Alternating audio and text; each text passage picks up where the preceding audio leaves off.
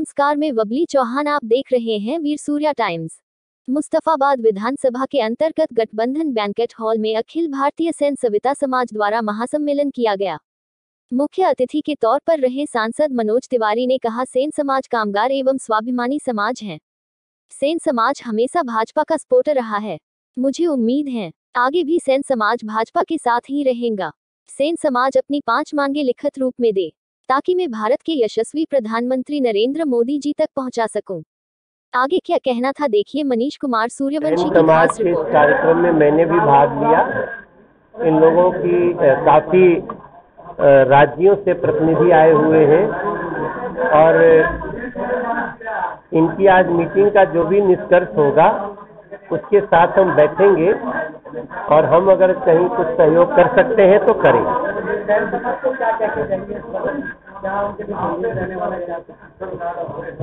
देखिए, सैन समाज देश के हित के लिए जीने वाला समाज है, परिश्रमी समाज है और राष्ट्रवादी समाज है। मेरा विश्वास है कि ओबीसी रिजर्वेशन होने के बाद उसमें सैन समाज को भी शामिल किया गया है और ओबीसी रिजर्वेशन होने के बाद अब जो महिला आरक्षण होने के बाद इस समाज को भी अपना जो लाभ है वो प्राप्त होगा। 70 वर्ष आजादी के हो गए, जब तक हो गए थे तब तक ओबीसी समाज को उसका हक नहीं मिला, सैन समाज को उसका हक नहीं मिला। अब ओबीसी रिजर्वेशन में सैन समाज भी शामिल है और इसके अनुसार इस समाज को भी उसका हक मिले, इसके हम प्रयास करेंगे। हमने पहले इनको कह दिया है, मुझे अभी एक कार्यक्रम में जाना है और मैं अब बहुत निश्चित नहीं था यहाँ आना, फिर भी मैं आया समाज को समझते हुए। तो जो भी इनका मिनट निकलेगा, जो भी निष्कर्ष होगा उसके साथ हम बैठेंगे और उसको उचित फोरम पे ले जा करके दिखाएंगे। बात करें के प्रमाण है वो 1 लाख वर्ष का है और कृष्ण जी का जो प्रमाण है वो आज 5000 वर्ष पहले का है। कुरुक्षेत्र का जब हम लोग टाइम मैपिंग कर रहे हैं 5000 साल पुराना और राम जी का 1 लाख वर्ष पुराना और पुराने समय से लिखा हुआ है, यत्र नार्यस्तु पूज्यन्ते रमन्ते तत्र देवता। जहां नारी का सम्मान होता है, नारी की पूजा होती है, वही देवता वास करते हैं। लेकिन इतनी बड़ी बात को देश आजाद हुआ उसके बाद भी होता था, महिलाओं को उनका आरक्षण का हक दिया जाए, नहीं दिया जाता था।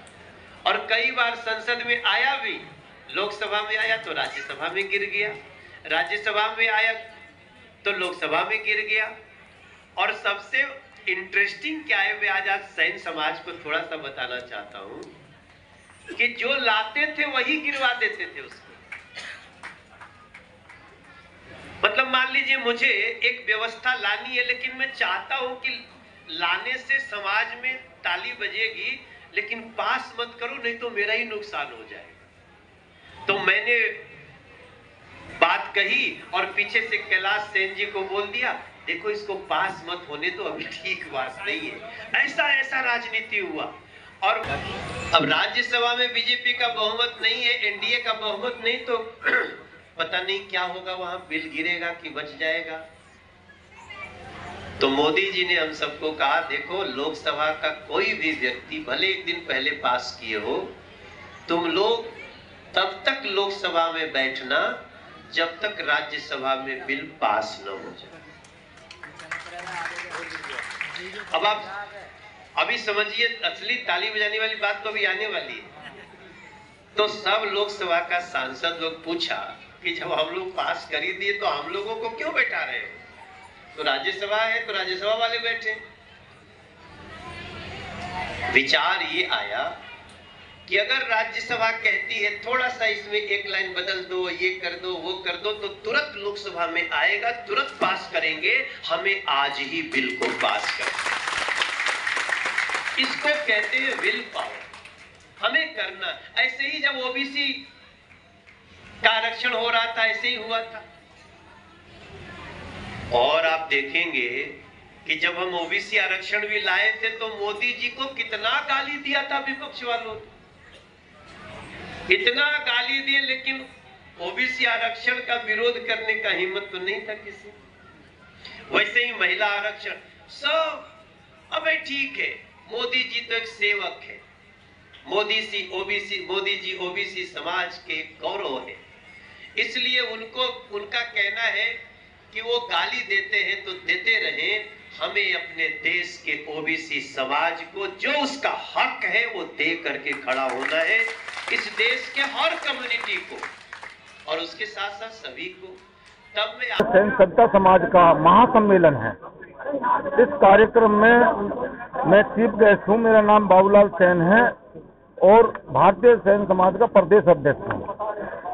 इस कार्यक्रम के माध्यम से हमने जो कार्यक्रम किया है, जो भारतीय जनता पार्टी के अभी लोकसभा सांसद मनोज तिवारी जी हमारे कार्यक्रम में आए और उन्होंने अपने वक्तव्य में समाज के प्रति जो बोला है, उसके अलावा हम उनके सामने अपनी बात रखना चाहते थे, परंतु कुछ समय के अभाव के कारण वो यहाँ नहीं रुक पाए। उन्होंने हमें कहा है कि आप जो भी कार्यक्रम के संबंध में अपनी मांग रखना चाहते हो, लिखित में आप मेरे पास भिजवा देंगे, मैं आपकी बात को माननीय प्रधानमंत्री जी के समक्ष रखूंगा।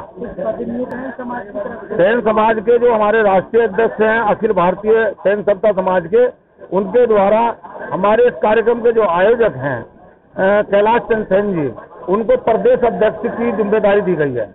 क्या कुछ कहेंगे कि क्या लगता है सांसद जिस तरीके से बात कर रहे हैं, क्या चुनाव में सेन समाज की भागीदारी सुनिश्चित हो पाएगी?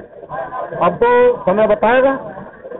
अभी तो कोई समाज के व्यक्ति को, किसी को ये उम्मीद दी नहीं है कि भाई हम लोग यहाँ उत्तर प्रदेश या दिल्ली प्रदेश में भारतीय जनता पार्टी के द्वारा हमारे समाज के किसी व्यक्ति को लोकसभा का टिकट दिया जाएगा।